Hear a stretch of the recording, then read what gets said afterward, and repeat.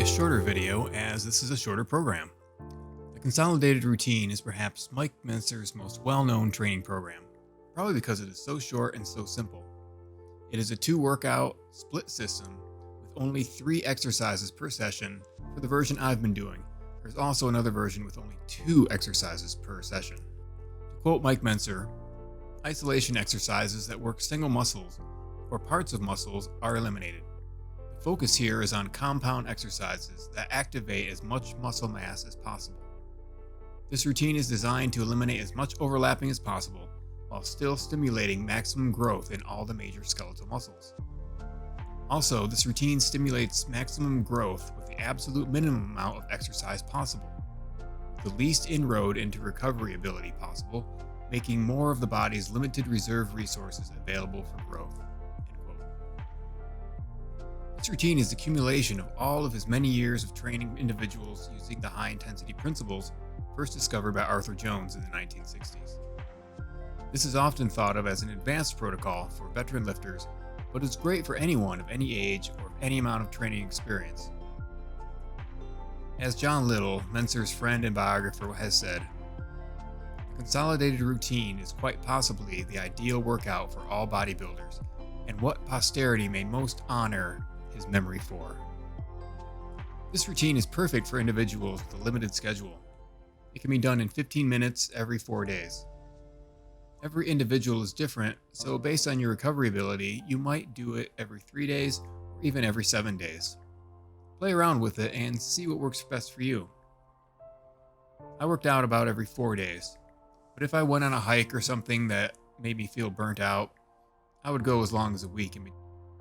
There are several versions of the Consolidated Routine.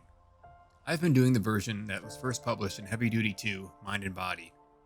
But around 1998, Mentzer again reworked the routine to be even simpler, with only 2 exercises per workout.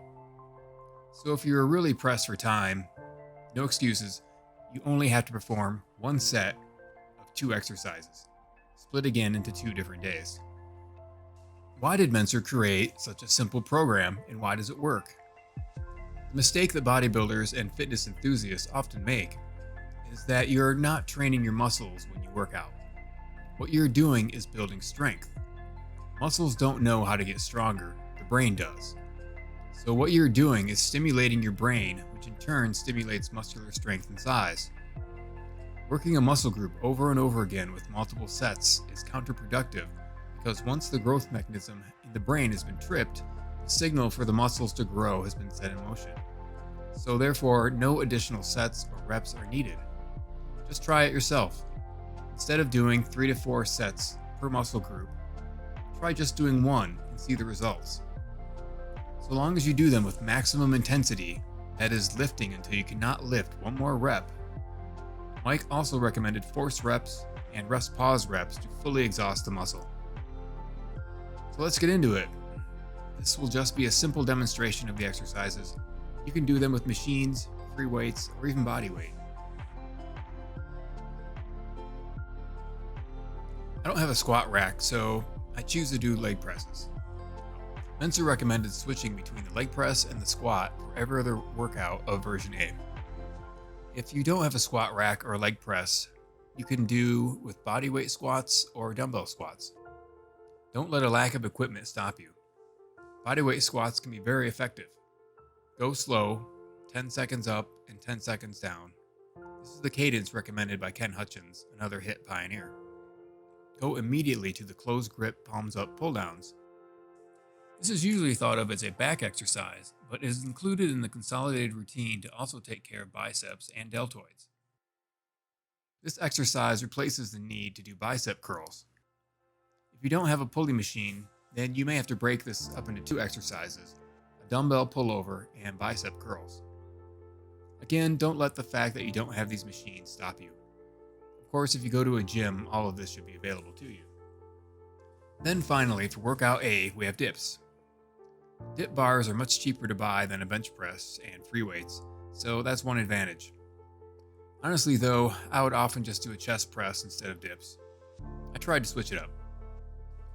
To properly perform a dip, press yourself up to the top of the lockout position and slowly lower yourself down until you feel a nice stretch in the pectorals. And then after a brief pause, press back up.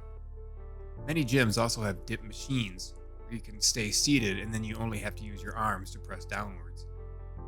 Mentzer called the dip the upper body squat as it works many muscle groups besides the pectorals, like the triceps and frontal deltoids.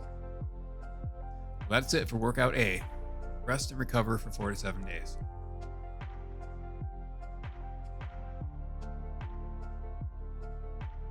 Mike Mentzer said that the deadlift is the most productive exercise of them all because it works nearly all of the muscle groups.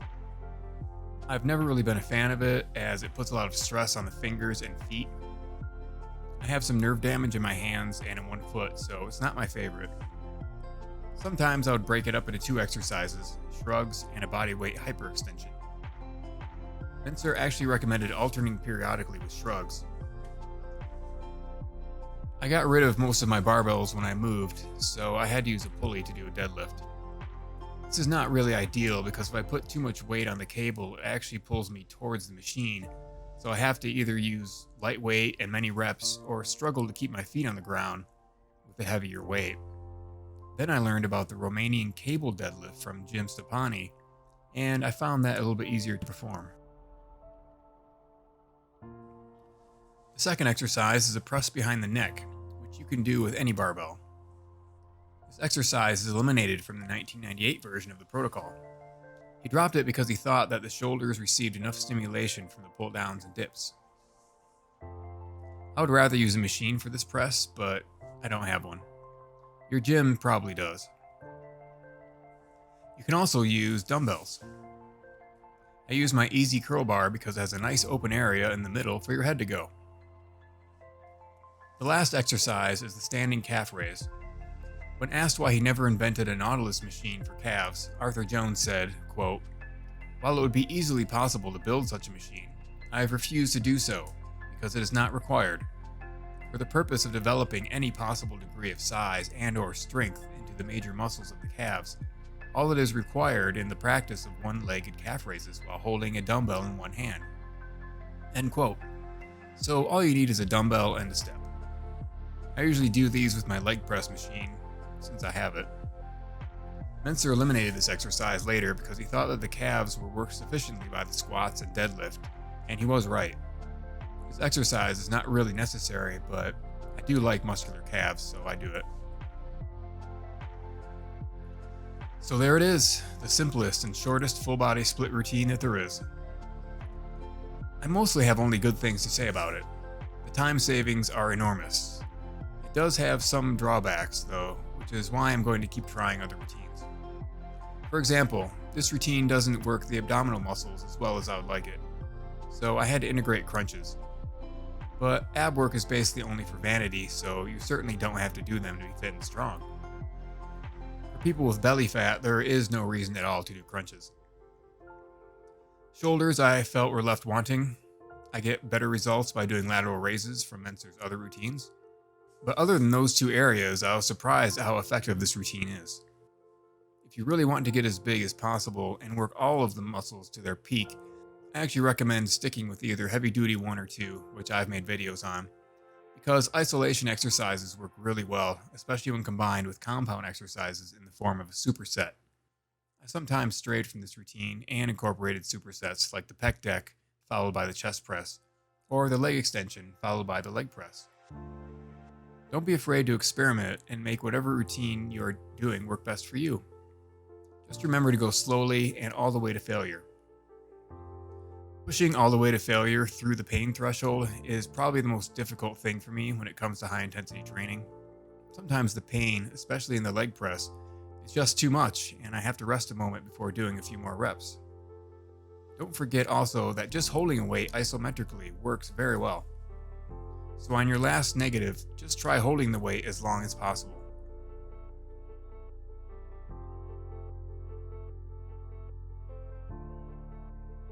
Now I'm going to talk about some of the advanced techniques mentioned earlier to help you increase intensity and go beyond failure to fully exhaust your muscles.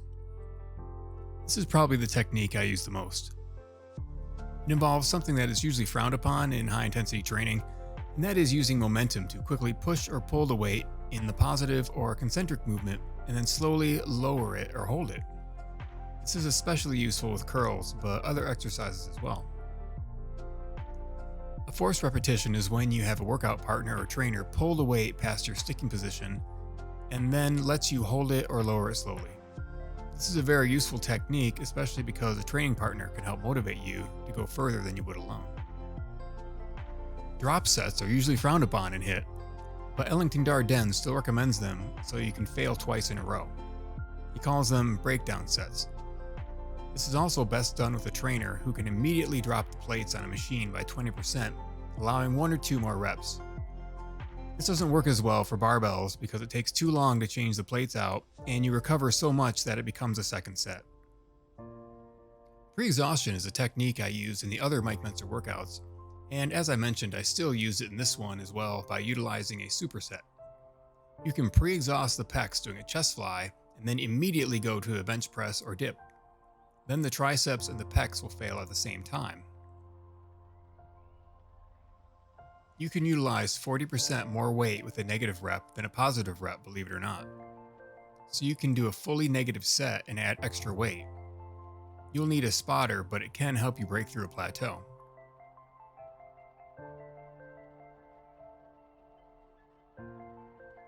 Rest pause is a technique that Mike Mentzer utilized often. It involves resting for 10 seconds in between reps.